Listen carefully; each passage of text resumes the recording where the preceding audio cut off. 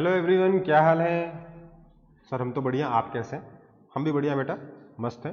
पढ़ाई शुरू करते हैं। तो लास्ट क्लास में हम लोगों ने एक टॉपिक पढ़ा था अंत में, एफिशिएंसी ऑफ साइक्लिक प्रोसेस। मैं उसका रिवीजन कराते हुए आज आपके इस लेक्चर में कार्नोट इंजन कंप्लीट करूंगा। तो एफिशिएंसी ऑफ साइक्लिक प्रोसेस से हमें शुरू करना है। साइक्लिक प्रोसेस में हमने बोला था किसी भी साइक्लिक प्रोसेस में, कोई भी साइक्लिक प्रोसेस अगर आप लोगे तो कंप्लीट साइकिल में, क्योंकि इनिशियल स्टेट और फाइनल स्टेट सेम है, इसलिए डेल्टा यू हमेशा जीरो होगा। Delta U is always going to be zero in any cyclic process. इसलिए हम कह सकते हैं कि जो भी हीट आप सप्लाई करोगे, क्यू टोटल, जो भी हीट इन्वॉल्व होगी प्रोसेस में, that will be equal to work done by the system. जो भी हीट हम सिस्टम को प्रोवाइड करेंगे उतना ही वर्क सिस्टम करेगा। और अगर हम यहां से एफिशिएंसी के बारे में बात करें तो एफिशिएंसी को आप डिफाइन कर सकते हो W बाई क्यू। मतलब आपने जब हीट सप्लाई किया तो कितना वर्क हुआ, कि कितना what factor of heat got converted into work. तो उससे आपको ये एक्सप्रेशन आएगा जो कि आपका हमेशा 100% आ जाएगा। बट ये गलत है। ये क्यों गलत है? क्योंकि जब हम ईटा कैलकुलेट कर रहे हैं तो उसमें W अपॉन क्यू जो हमने लिखा है, ये क्यू टोटल नहीं हो सकता। क्या होगा? W अपॉन क्यू टोटल में क्या क्या है? क्यू टोटल में होता है आपका जो हीट आपने सप्लाई किया है, हो सकता है किसी हीट में, किसी प्रोसेस में, साइक्लिक प्रोसेस जो कि मल्टीपल प्रोसेसेस का कॉम्बिनेशन होता है, हो सकता है उसमें से किसी प्रोसेस में आपके सिस्टम ने हीट एब्जॉर्ब करी हो और किसी दूसरे प्रोसेस में सिस्टम ने हीट रिजेक्ट किया हो। अब यहां पर अगर आप work done upon total heat लोगे तो बेसिकली आप क्या कह रहे हो कि आपने कोल लिया, लेट से कोयला लिया आपने, इसको बर्न किया, आग लगा दी अपने इस पे, आग जैसी बनी मैंने, मान लो आप ये आग है, ठीक है, और आग लगाई, इससे आप अपने गैस को कुछ प्रोसेसेस के थ्रू, साइक्लिक प्रोसेसेस के थ्रू लेके गए इस हीट से। आपने देखा कि कुछ प्रोसेसेस में कोल से जो हीट निकली है, कोल के बर्न होने से जो हीट निकली है, वो इसने एब्जॉर्ब करी है। ये तो उसको मैं कह रहा हूं क्यू इन। और कुछ प्रोसेसेस में हमारे सिस्टम ने हीट को रिजेक्ट किया है, जिसको मैंने कहा क्यू आउट। तो आपका जो क्यू है, जो यहां क्यू टोटल है, वो क्या होगा? वो Q in minus Q out होगा। बट एक चीज को समझिए, आपने गैस से वर्क कराने के लिए जो कोल बर्न किया था, वो इस हीट के रिजेक्ट होने से, हीट बाहर निकलने से, वो कोल वापस से, बर्न हुआ कोल वापस से कोयले में कन्वर्ट नहीं होगा। मतलब आपका जो कोल है, जो हीट सप्लाई कर रहे हो आप, वो इस कोल पे डिपेंड करता है वो। और ये कोल डायरेक्टली प्रोपोर्शनल टू सिर्फ क्यू इन है, इसको क्यू आउट से कोई मतलब नहीं है।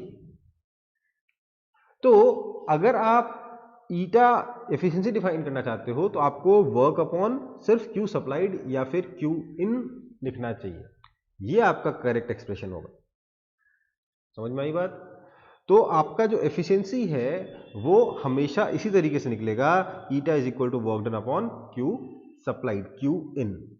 आप क्या देखोगे, लेट से आपके पास यहाँ पे 4 प्रोसेस हैं, इसको मैंने कह दिया प्रोसेस 1, इसको कह दिया प्रोसेस 2, इसको कह दिया प्रोसेस 3, इसको कह दिया प्रोसेस 4। नाम भी देते हैं ए बी सी डी, इन चारों पॉइंट्स के नाम दे दिए हमने।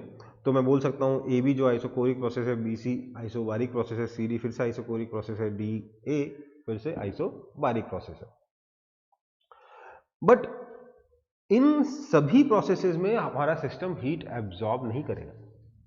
कुछ प्रोसेस में सिस्टम हीट एब्जॉर्ब करेगा, कुछ प्रोसेस में सिस्टम हीट को रिजेक्ट कर देगा, बाहर निकाल देगा। इसलिए जब आप एफिशिएंसी की बात कर रहे हो तो आप क्या लिखोगे? आप सिर्फ और सिर्फ वर्क डन अपॉन सिर्फ वो वाला क्यू लोगे जब सिस्टम हीट को एब्जॉर्ब कर रहा है। इस केस में अगर आप देखोगे तो आपका Q1 अगर आप कैलकुलेट करोगे तो ये पॉजिटिव आएगा, Q2 भी आपका पॉजिटिव आएगा, बट Q3 आपका नेगेटिव आएगा और Q4 भी आपका नेगेटिव आएगा। आप कैलकुलेट करके देख सकते हो, ठीक है। ये आपका आइसोकोरिक प्रोसेस में प्रेशर बढ़ रहा है, मतलब टेम्परेचर बढ़ रहा होगा। वर्क डन नहीं है इस प्रोसेस में, प्रोसेस 1 में वर्क डन नहीं है, बट आपका टेम्परेचर बढ़ने की वजह से इंटरनल एनर्जी बढ़ रही है, इसलिए Q पॉजिटिव है। सिमिलरली सेकंड प्रोसेस में क्या हो रहा है, आपका प्रेशर कांस्टेंट है, वॉल्यूम इंक्रीज हो रहा है, ठीक है। तो आपका NCP डेल्टा T से आपको Q मिल जाएगा, तो ये भी Q पॉजिटिव है। थर्ड प्रोसेस में सिमिलरली आप देखोगे तो Q3 नेगेटिव होगा, Q4 भी नेगेटिव होगा फोर्थ प्रोसेस में। तो आप इन सब चीजों से आपने क्या समझा कि आपका Q, अगर आप इस प्रोसेस की एफिशिएंसी निकालना चाहोगे तो ईटा क्या आ जाएगा, total work. Now work done will be given by this area, ये हमें पता है। और इस केस में क्योंकि हायर प्रेशर पे वॉल्यूम इंक्रीज हो रहा है, इसलिए वर्क डन पॉजिटिव होगा। तो ईटा जो है आपका वर्क डन अपॉन, इस पर्टिकुलर केस में eta will be given by this work done, that is this area upon just Q1 plus Q2। Q3 and Q4 will not be counted, क्योंकि ये वो हीट है जो सिस्टम से बाहर निकल गई, डिसिपेट कर गई सराउंडिंग में, हमें नहीं मिली, ये यूजफुल फॉर्म में नहीं बची ये हीट। देखो एनर्जी हमेशा कंजर्व रहती है, हम एफिशिएंसी कैसे निकालते हैं, useful work upon total energy supplied, ठीक है। तो जो हीट सराउंडिंग में डिसिपेट हो गई वो हमारे लिए यूजफुल नहीं है, इसी चीज को कहते हैं एनर्जी डिग्रेडेशन। वो एनर्जी डिसिपेट हो गई, हमारे काम की नहीं बची।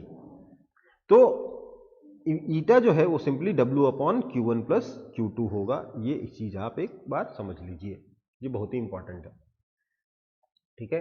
ये जो एफिशिएंसी आएगी simply work done upon Q1 plus Q2 होगा इस पर्टिकुलर केस में, क्योंकि Q1 और Q2 दोनों पॉजिटिव है, Q3 और Q4 नेगेटिव है। जो नेगेटिव होगा उसको आप अकाउंट में नहीं लोगे, ओके।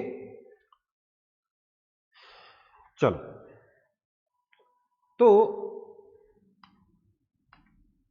अब हम एक हीट इंजन के बारे में बात करेंगे। हीट इंजन में क्या होगा, एक हायर टेम्परेचर से हम अपने इंजन को हीट प्रोवाइड करेंगे। इंजन उस हीट से कुछ वर्क करेगा और कुछ वर्क सराउंडिंग में डिसिपेट कर देगा, या ठंडे जगह पे डिसिपेट कर देगा, लोअर टेम्परेचर पे डिसिपेट कर देगा।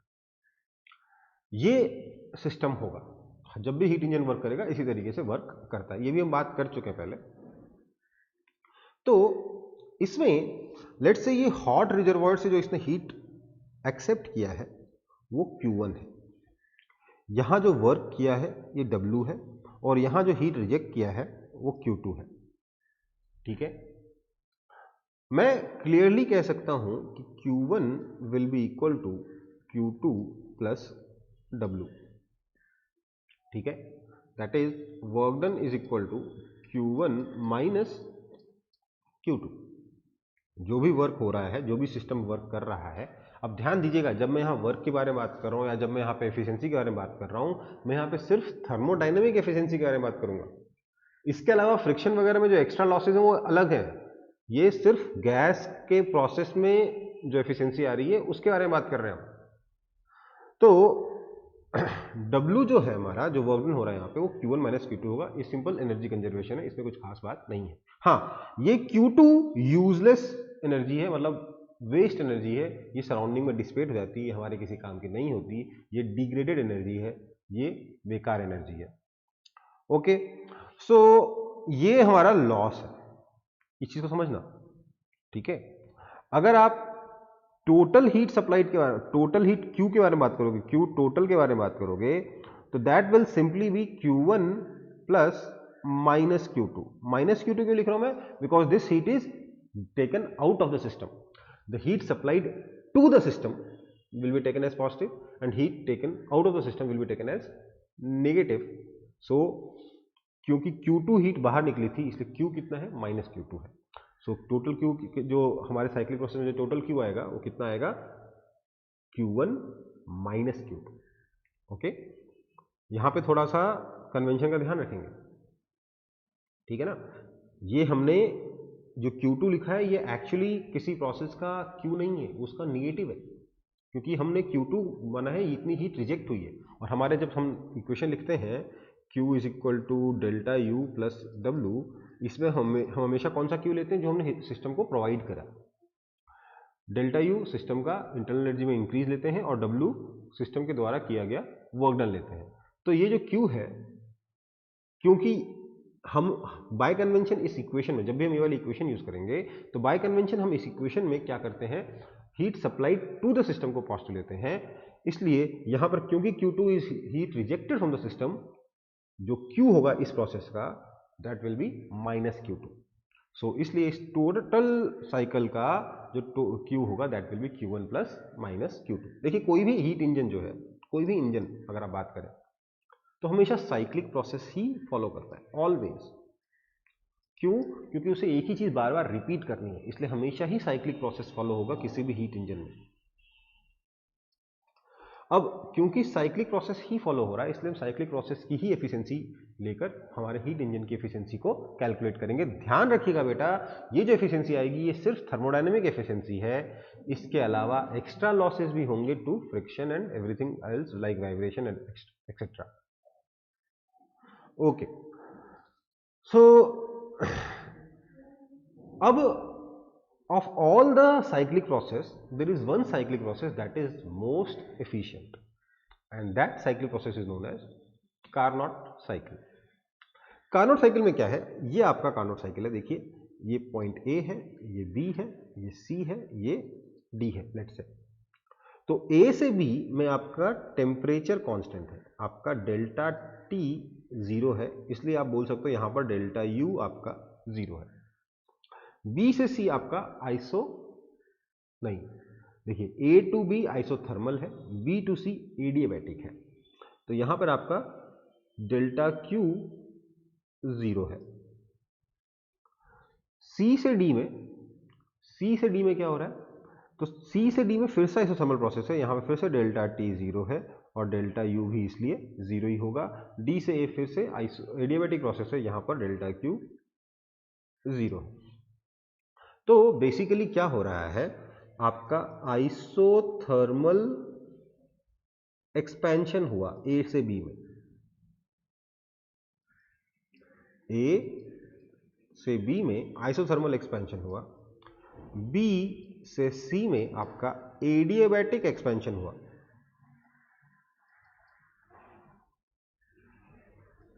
आप देख रहे हैं वॉल्यूम इंक्रीज हो रहा है, इसलिए एक्सपेंशन बोल रहा हूं मैं। C टू D अगर आप देखें ये वाला प्रोसेस, तो ये आपका फिर से आइसोथर्मल प्रोसेस है, बट इस बार आइसोथर्मल एक्सपेंशन नहीं है, आइसोथर्मल कंप्रेशन है C से D का प्रोसेस। और अगर हम बात करें D से A के प्रोसेस की, तो D टू A का प्रोसेस फिर से आपका एडियाबैटिक है, और क्योंकि वॉल्यूम डिक्रीज हो रहा है हम इसे कहेंगे एडियाबैटिक कंप्रेशन। तो चार प्रोसेस को मिलकर आपका कार्नोट साइकिल बनता है। क्या क्या? Isothermal expansion, adiabatic expansion, isothermal compression, adiabatic compression. तो ये चार प्रोसेस मिला के हमारा साइक्लिक प्रोसेस बनेगा और यही हमारा कार्नोट साइकिल है, और ये सबसे ज्यादा एफिशिएंट साइकिल है फॉर टू गिवन टेम्परेचर। देखिए जरा ध्यान दीजिएगा, ए टू बी में लेट से एक टेम्परेचर है T1 और C से D में दूसरा टेम्परेचर है T2। तो between two temperatures T1 and T2 the most efficient processes are Carnot cycle. ठीक है, मतलब ये कि मान लेते हैं हमने एक हायर टेम्परेचर से हमने हीट, हमारे सिस्टम ने हीट एब्जॉर्ब करी है और लोअर टेम्परेचर पे हीट डिसिपेट किया है। तो वो दोनों टेम्परेचर है T1 and T2। T1 temperature पे हीट एक्सेप्ट किया सिस्टम ने, T2 टेम्परेचर पे हीट को रिजेक्ट किया है। तो अगर ये दो टेम्परेचर फिक्स्ड है, T1 और T2 फिक्स्ड है, तो उस केस में जो सबसे ज्यादा एफिशिएंट साइक्लिक प्रोसेस है that is known as Carnot cycle. Okay, Carnot cycle हम प्रैक्टिकली कैसे अचीव कर सकते हैं, एटलीस्ट इन थ्योरी। प्रैक्टिकली तो ऐसा नहीं किया जाता, थ्योरी में हम कैसे अचीव कर सकते हैं एक बार इसको देखते हैं। देखिए मेरे पास यहां पर तीन सरफेसेस है। एक सरफेस में मैंने लिखा है हॉट रिजर्वायर जिसका टेम्परेचर TH है। ये हॉट रिजर्वायर है, इससे आप कितना भी हीट निकालो, कितना भी हीट से वापस दे दो, इसका टेम्परेचर चेंज नहीं होता, इसका टेम्परेचर है TH। ये दूसरा है एडियाबैटिक प्लेटफॉर्म, मतलब बेसिकली नॉन कंडक्टिंग प्लेटफॉर्म है, इसके थ्रू हीट पास नहीं हो सकती। और तीसरा प्लेटफॉर्म है मेरे पास कोल्ड रिजर्वायर, जिसका टेम्परेचर कम है, TL है, और ये भी रिजर्वायर है, टेम्परेचर का रिजर्वायर है। मतलब क्या होता है, हीट रिजर्वायर, इसका मतलब क्या होता है, इसका मतलब ये होता है कि इसको आप कितना भी हीट सप्लाई कर दो या इसमें से कितनी भी हीट निकाल लो, इसका टेम्परेचर चेंज नहीं होगा। ये बहुत बड़ा ऑब्जेक्ट है। नाउ कार्नोट साइकिल के लिए हम क्या कर सकते हैं कि हम एक कंटेनर लें जिसमें पिस्टन लगा है। अब एक कंटेनर में ये वाली वॉल एडियाबैटिक, ये वाली वॉल एडियाबैटिक, पिस्टन एडियाबैटिक, लेकिन बॉटम सरफेस सुपर कंडक्टर, ठीक है। बॉटम सरफेस प्योर कंडक्टर है, बाकी सारे सरफेसेस परफेक्ट इंसुलेटर है, ठीक। तो हमने क्या किया है, इस कंटेनर को के अंदर गैस फिल करके हमने इसे हॉट रिजर्वायर पर रखा। क्या होगा, क्योंकि ये कंडक्टिंग सरफेस है, हॉट रिजर्वायर से हीट अंदर जाएगी, ये हीट एक्सेप्ट करेगा एट टेम्परेचर TH, ये हीट एक्सेप्ट करेगा और गैस एक्सपैंड होगा, ठीक है। जैसे ही हम इसको साथ कांटेक्ट में रखें, मतलब इसका टेम्परेचर TH है और ये हायर टेम्परेचर पे, TH टेम्परेचर पे, कांस्टेंट टेम्परेचर पे ये एक्सपैंड होगा, ठीक है। तो ये हो गया आपका आइसोथर्मल एक्सपेंशन। क्या हो गया ये, सॉरी आइसोथर्मल नहीं, हाँ सही बोल रहा हूँ, आइसोथर्मल एक्सपेंशन। इसके बाद हम लोग इस कंटेनर को उठाकर एडियाबैटिक प्लेटफॉर्म पे ले जाएंगे। तो एडियाबैटिक प्लेटफॉर्म पे ले गए, जैसे ही एडियाबैटिक प्लेटफॉर्म पे ले गए, अब देखिए इस कंटेनर के बारे में सोचिए, ना तो हीट इधर से घुस सकती है, ना इधर से घुस सकती है, ना इधर से, ना इधर से, तो कहीं से भी हीट सराउंडिंग से एक्सचेंज नहीं किया जा सकता, ना अंदर जा सकती है हीट, ना बाहर आ सकती है। इसलिए अब जो भी प्रोसेस होगा वो एडियाबैटिक ही होगा, क्योंकि कोई हीट प्रोवाइड नहीं किया जा सकती, कोई हीट निकाली नहीं जा सकती, डेल्टा Q 0 है।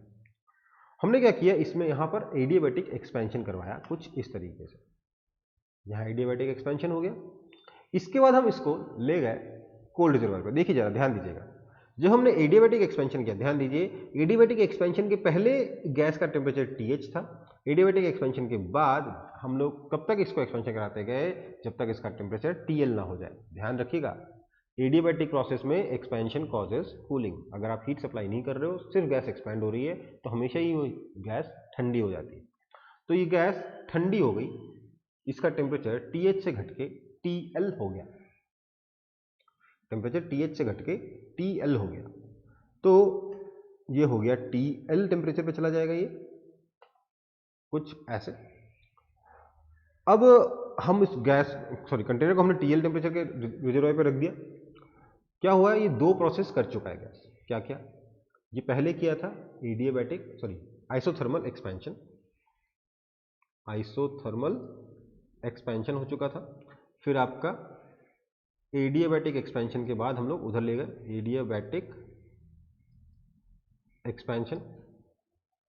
इसके बाद हम लोग क्या करेंगे, यहां पर इस ठंडे रिजर्वायर पे आने के बाद, क्योंकि इसका टेम्परेचर फिर से कांस्टेंट रहेगा, कितनी भी हीट निकालो, कितना भी हीट सब्ट्रैक्ट करो, टेम्परेचर TL के बराबर ही रहेगा। इसलिए हम अब क्या करेंगे, तो हम इसको कंप्रेस कराएंगे। तो हमने क्या किया, यहां पर आइसोथर्मल कंप्रेशन कराया, and after isothermal compression we took it to adiabatic platform, ठीक है। आइसोथर्मल कंप्रेशन के बाद भी इसका टेम्परेचर TL ही था, आइसोथर्मल कंप्रेशन के बाद भी इसका टेम्परेचर TL ही था। और क्योंकि आइसोथर्मल कंप्रेशन के बाद भी इसका टेम्परेचर TL था, इसको जब हम एडियाबैटिक प्लेटफॉर्म पे लेके गए, तो यहां पर भी इसका टेम्परेचर TL ही था, जिसके बाद हमने यहां पे एडियाबैटिक कंप्रेशन भी कराया। क्या हुआ, यहां पे आइसोथर्मल कंप्रेशन करा के इधर लाए, फिर हमने एडियाबैटिक कंप्रेशन करा दिया, और एडियाबैटिक कंप्रेशन करा के हम लोग इसको वापस से हॉट रिजर्वायर पे ले आए, जहां इसका फिर से आइसोथर्मल एक्सपेंशन हुआ।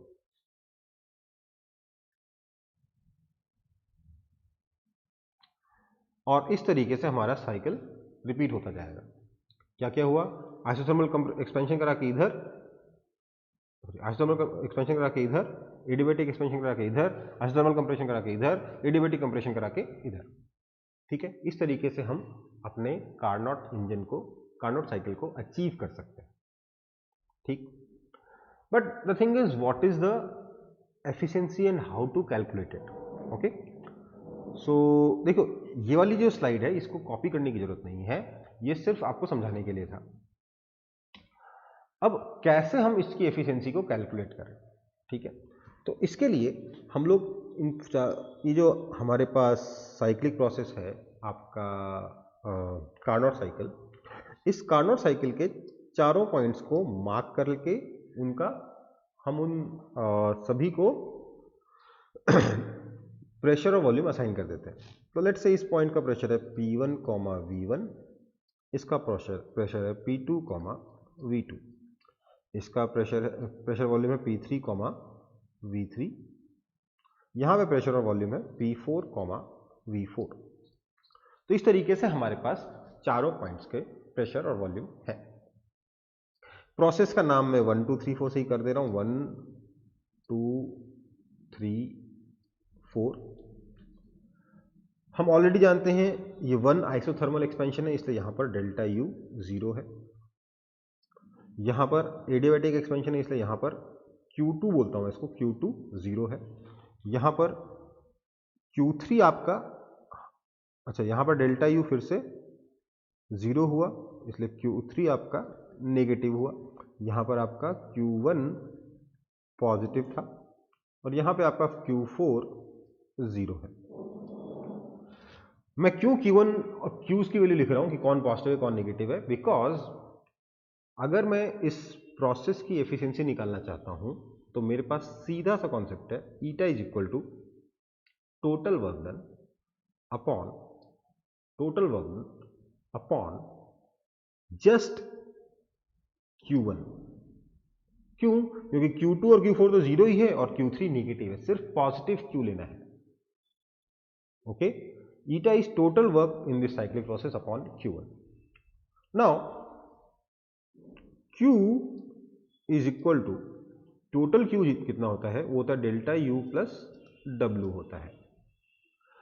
फॉर कंप्लीट साइकिल के बारे में अगर बात करें तो डेल्टा U तो हमारा 0 हो जाएगा, this implies Q will be simply equal to W। That means आपका जो W आएगा that will be given by. अब यहीं पर सारी सिली मिस्टेक्स होती हैं। कई लोग लिख देते हैं यहां पे W is equal to Q1 minus Q2 ना,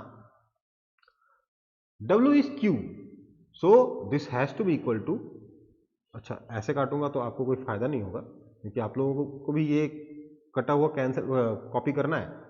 W is equal to Q1 minus Q2 अगर आप Q3 अगर आप लिखते हो, Q2 तो है नहीं, Q1 माइनस Q3 अगर आप लिखते हो तो ये आपका आंसर गलत आ जाएगा। आपको लिखना होगा W is equal to Q1 plus Q3, क्योंकि Q3 ऑलरेडी नेगेटिव आएगा आपके फॉर्मूले से, ठीक है। अगर आप उसके पहले एक माइनस लगा दोगे तो सब गड़बड़ हो जाएगा। सो आपका अगर हम एफिशिएंसी के बारे में बात करेंगे तो एफिशिएंसी कितना आ जाएगा, Q1 plus Q3 upon Q1, that's it, ठीक है। सो अगर मैं ये वाला W यहां यूज कर लेता हूं तो मुझे मिल जाएगा efficiency is equal to 1 plus Q3 by Q1, ठीक है।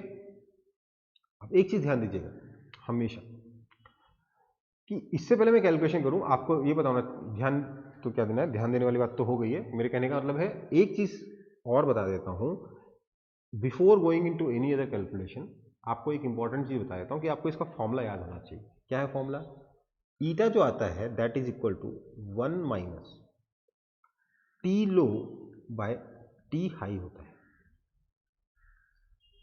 ध्यान दीजिएगा, this is valid only for Carnot cycle. ये फॉर्मूला जो है ये सिर्फ कार्नोट साइकिल के लिए ही वैलिड है। वैसे ईटा को अगर आप 1 माइनस Q लो अपॉन Q हाई लिख दोगे तो ये हमेशा ही आपके एक हीट इंजन के लिए वैलिड होगा जो दो गिवन टेम्परेचर्स के बीच में ऑपरेट करता है।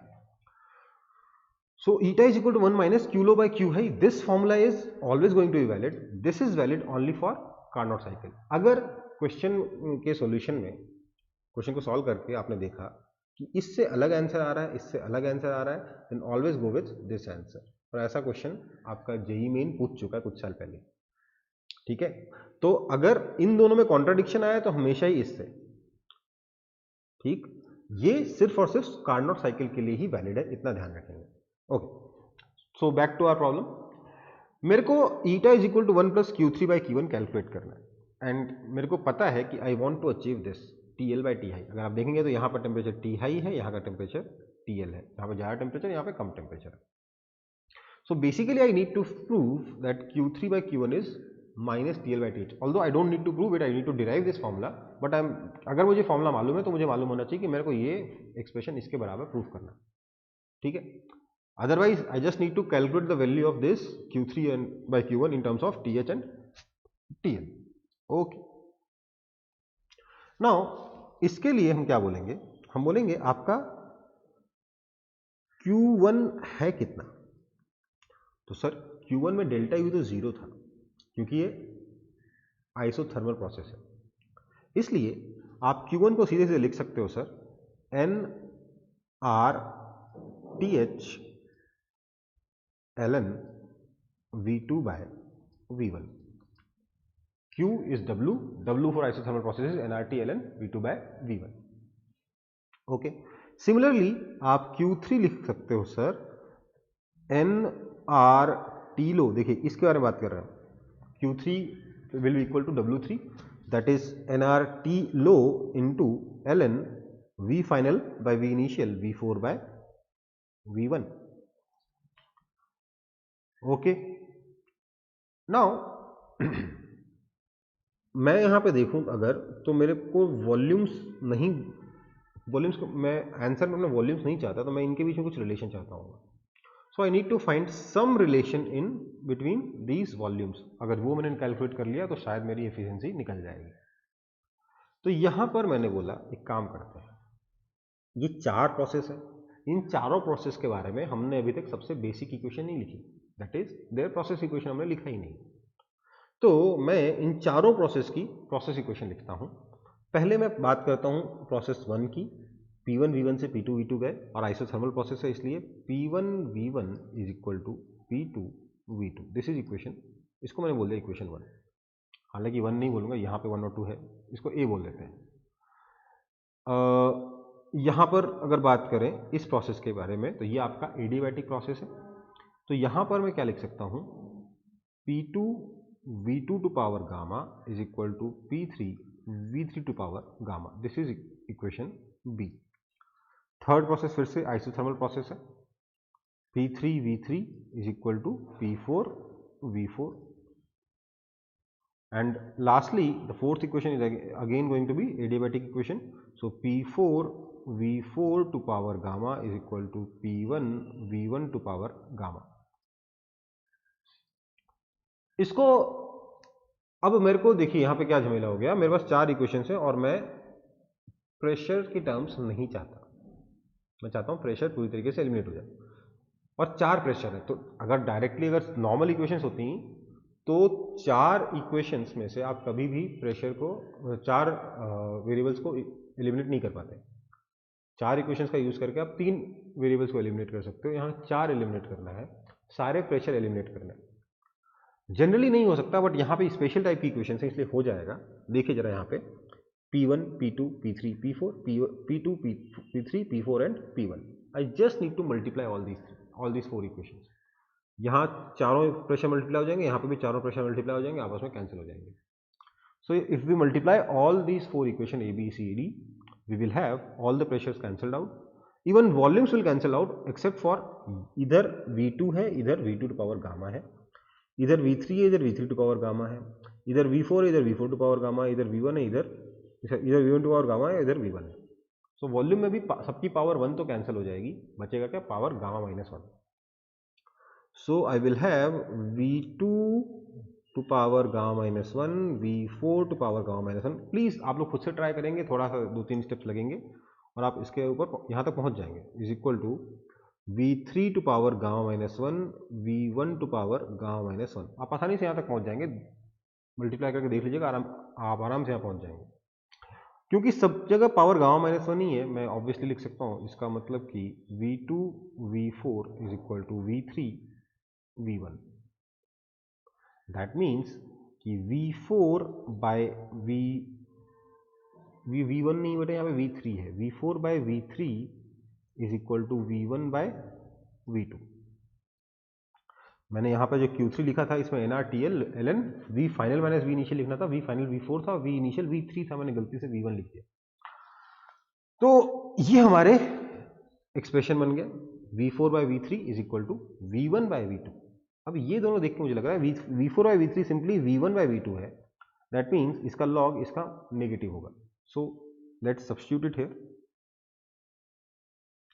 सो इसको जब मैंने यहाँ सब्स्टिट्यूट किया तो I will get Q3 is equal to NRTL ln V1 by V2, या मैं इसको ln V2 बाय V1 करके एक माइनस लगा सकता हूँ। Let me right it properly.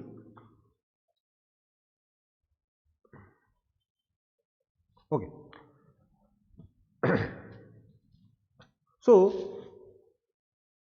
I can simply say therefore, क्योंकि मेरे को ईटा में Q3 बाई Q1 चाहिए था, therefore Q3 by Q1 is simply TL by TH with a minus sign, क्योंकि यहाँ पे माइनस साइन है। सो अब अगर मैं ये वैल्यू यहाँ डाल दूंगा तो मुझे मिलेगा this means that eta is equal to 1 minus TL by TH।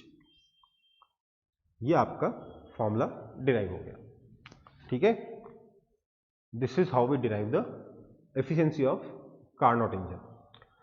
देखिएगा, क्योंकि मैंने ये स्टेप्स करी हैं, आपको डेफिनेटली थोड़ी कॉम्प्लेक्स लगी होंगी, लेकिन अगर आप खुद से करोगे एक बार देखने के बाद तो आपको लगेगा हाँ ये उतना डिफिकल्ट नहीं है जितना यहाँ पर इतना हौच पौच में दिख रहा है, ठीक है। थोड़ा सा आपको अगर फॉलो करना है इसको तो ऐसे देख लीजिएगा कि कॉपी करते वक्त ये एक साथ कॉपी करिए, ये एक साथ कॉपी करिए, फिर उसके बाद अंत में ये कैलकुलेशन करते हुए यहाँ तक आइए, देन इसको यहाँ सब्स्टिट्यूट करते हुए ये इक्वेशन और ये इक्वेशन लिखेंगे, ठीक है बेटा।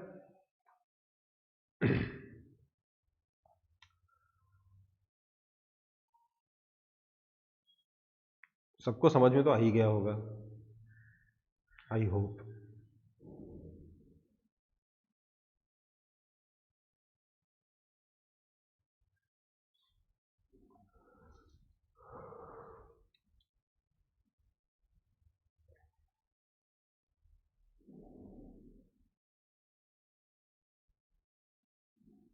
चलो फिर आगे बढ़ते हैं। नेक्स्ट है हमारा coefficient of performance for refrigerator या एसी एंड हीट पंप। देखिए, रेफ्रिजरेटर और एसी दोनों का कोएफिशिएंट ऑफ परफॉर्मेंस सेम आएगा, हीट पंप का थोड़ा डिफरेंट आएगा। अब आप बोलोगे सर क्या है, क्या चीज़ करते क्या है, ये कैसे हम थर्मोडायनेमिक्स में रेफ्रिजरेटर और फ्रिज क्यों पढ़ रहे हैं, एसी क्यों पढ़ रहे हैं, हीट पंप क्यों पढ़ रहे हैं, और हीट पंप होता क्या है। तो देखिए, रेफ्रिजरेटर और एसी दोनों का काम क्या है। रेफ्रिजरेटर के अंदर टेम्परेचर कम होता है, बाहर ज़्यादा होता है, और रेफ्रिजरेटर अंदर से हीट निकाल के बाहर सप्लाई करता है।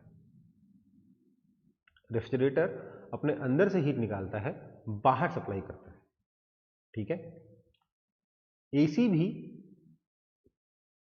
अंदर जो रूम ठंडा रूम है वहां से हीट निकाल के बाहर गर्म टेम्परेचर पे हीट भेजता है, ध्यान दीजिएगा।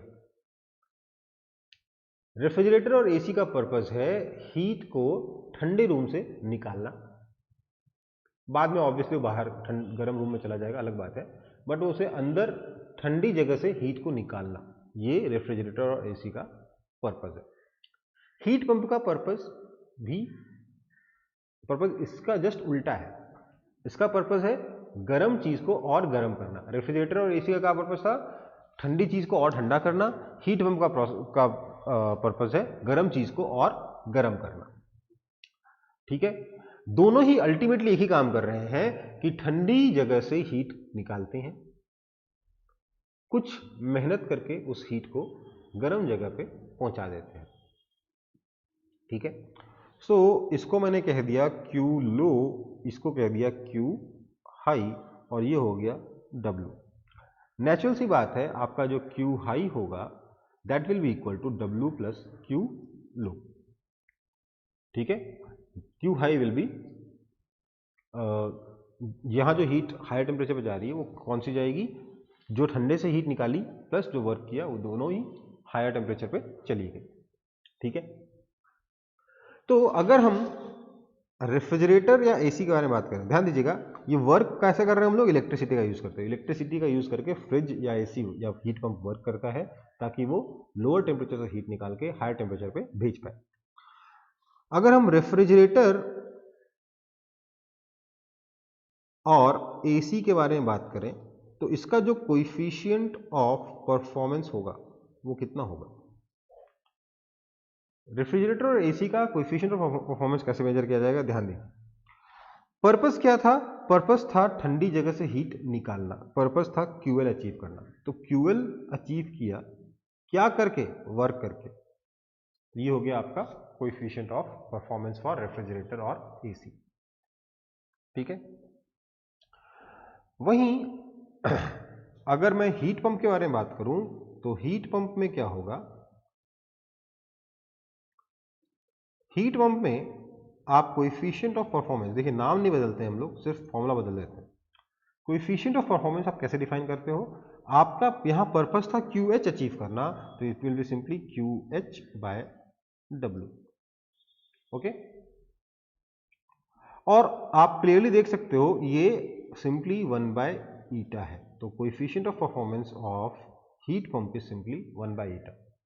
ठीक है, वहीं अगर हम इसके बारे में बात करें तो this will be equal to QH minus W upon W, क्योंकि Q लो को क्या लिख सकता हूं, QH माइनस W लिख सकता हूं, that is equal to QH by W minus 1, that is equal to 1 by eta minus 1। So coefficient of performance आपके रेफ्रिजरेटर या फिर एसी का कितना है, 1 बाई ईटा माइनस 1, और हीट पंप का कितना है, 1 बाई ईटा।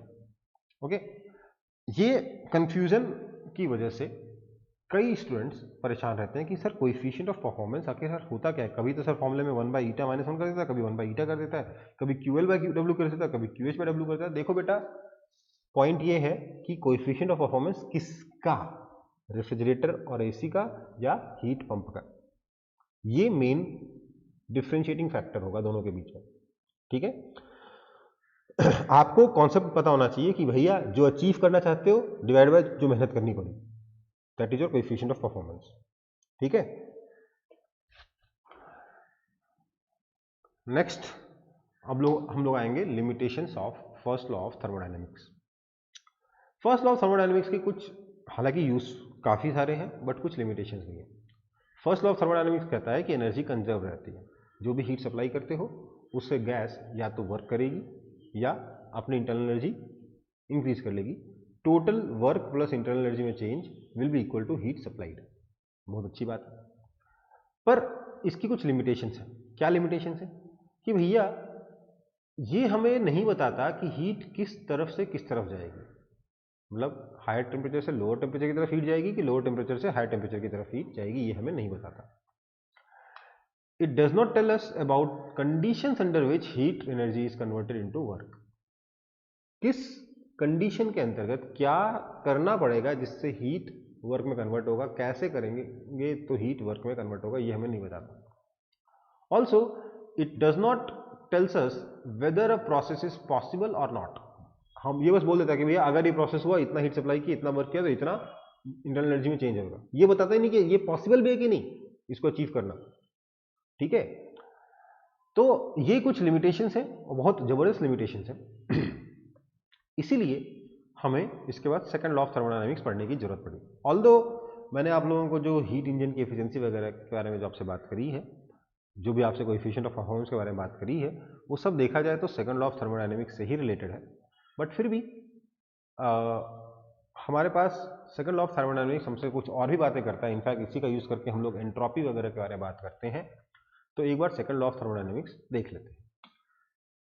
देखो, सेकंड लॉ ऑफ थर्मोडायनामिक्स को अगर हम थ्योरेटिकली देखें तो थ्योरेटिकली उसके दो स्टेटमेंट्स हैं।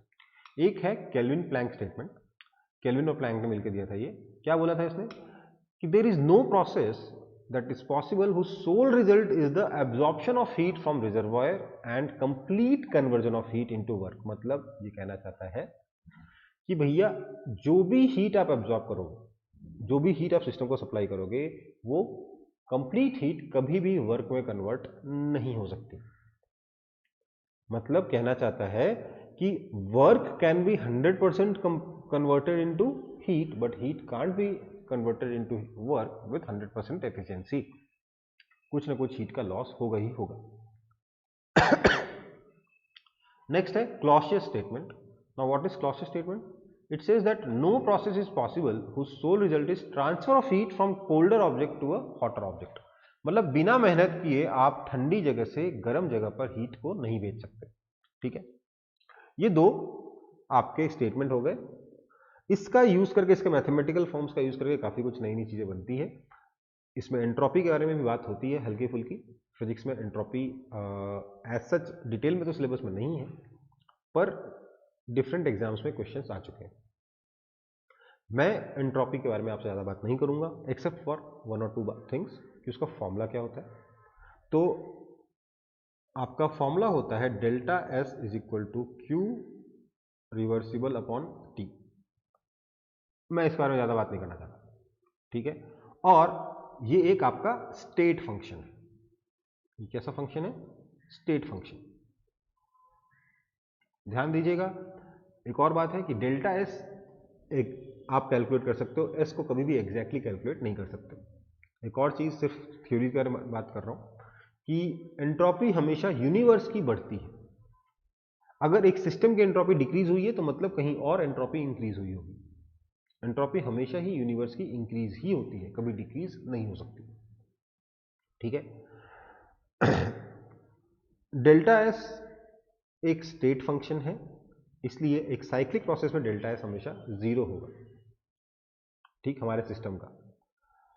ऑल्दो इससे बहुत ज़्यादा डिटेल में ये चीज़ें आपको पता होनी चाहिए एंट्रोपी को लेके, और वो सारी चीज़ें आप केमिस्ट्री में पढ़ोगे। एंट्रोपी से रिलेटेड सारी चीज़ें आप कहाँ पढ़ोगे? केमिस्ट्री में पढ़ोगे। फिजिक्स में रेयरली कभी कभार एक आधा क्वेश्चन आ गया है, और वो भी बहुत बेसिक सा आया है। अगर आपने केमिस्ट्री वाले में एंट्रोपी कुछ भी पढ़ रखा होगा तो उस क्वेश्चन को आप, उन क्वेश्चंस को आप आसानी से सॉल्व कर लोगे। तो परेशान ना हो रिवर्सिबल एंट्रोपी को लेके। बट केमिस्ट्री में जब एंट्रोपी पढ़ाया जाए, या ऑलरेडी अगर पढ़ाया जा चुका है, तो उसको अच्छे से पढ़ लें। ओके, चलो अभी के लिए क्लास खत्म करते हैं।